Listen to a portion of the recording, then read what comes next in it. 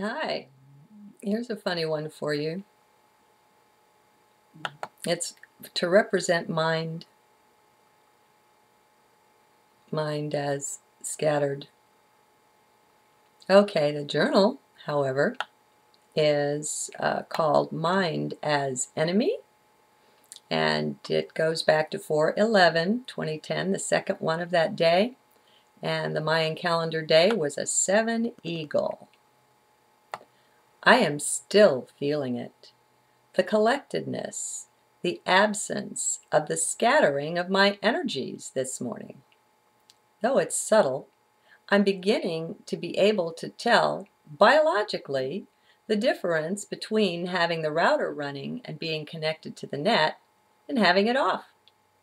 I think I'll even manage to enjoy the next few days of not connecting. Take it as my time to really zoom in on these sensations, to be able to better identify them. This would likely not be so possible, so easy, if I had lots of technology running. When that's the case, one is so encased in the radiation from it that one is disjoined from one's own inner self pretty much of the time. No, they can't keep us totally disconnected from light, from heart, but they sure try. The technogrid bathing this planet is pretty intense. Right out to those satellites.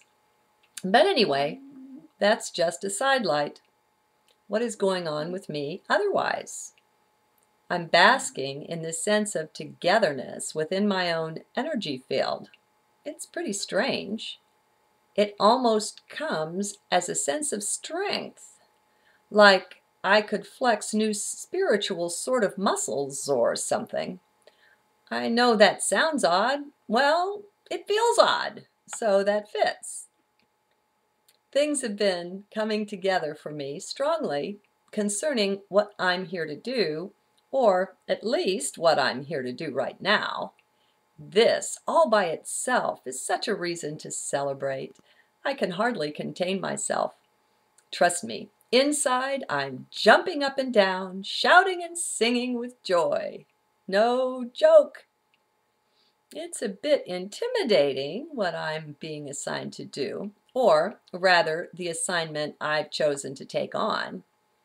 It has to do with uncovering some of the strategies employed by the hidden ones, those of the dark intent. It's so ridiculous, too, that little me, this one small voice, should start to sing this tune.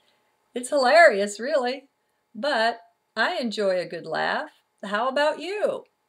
I bet you do too, so stay tuned. I generally either manage to make an amusing fool of myself or actually provide something of substance along the way, something that may be useful to you as it has been to me.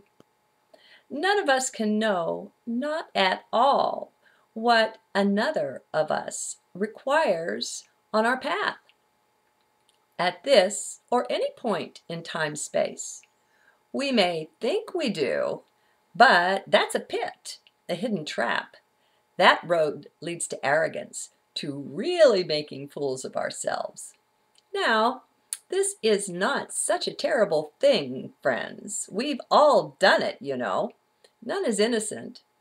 If you think you are, then you've forgotten perhaps this is not your only life, the only body you've ever worn.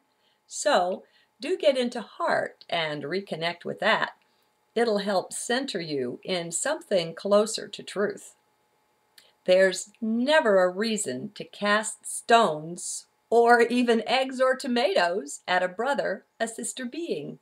We're all one. Let's wake up to that. Even the bad guys are us.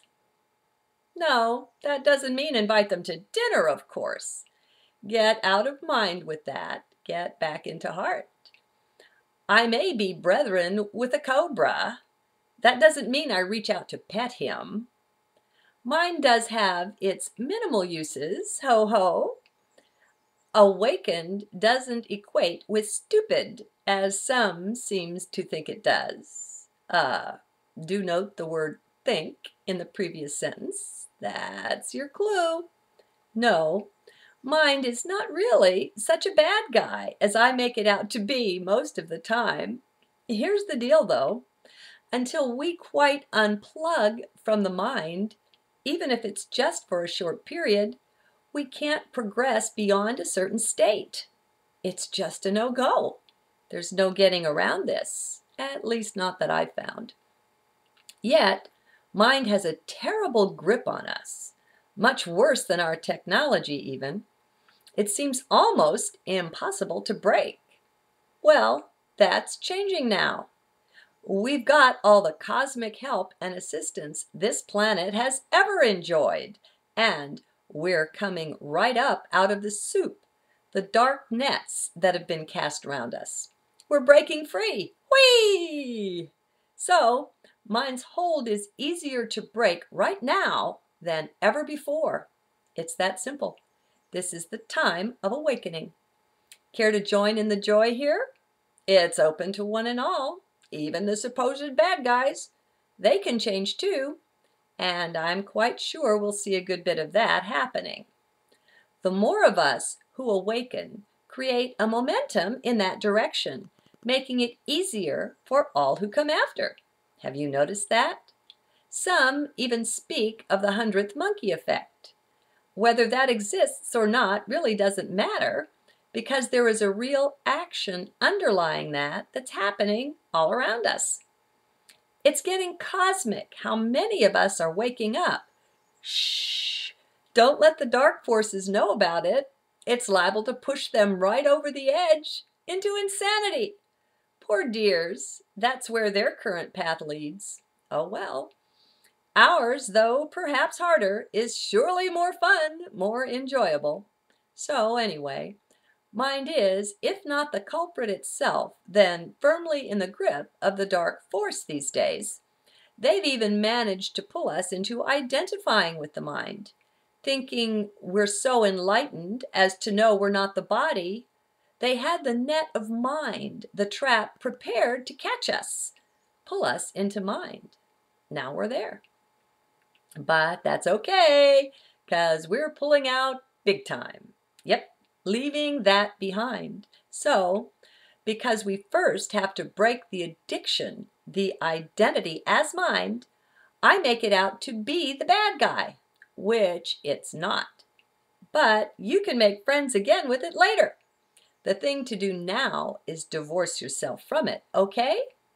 Just walk away from its thoughts. Step into the heart. See you there.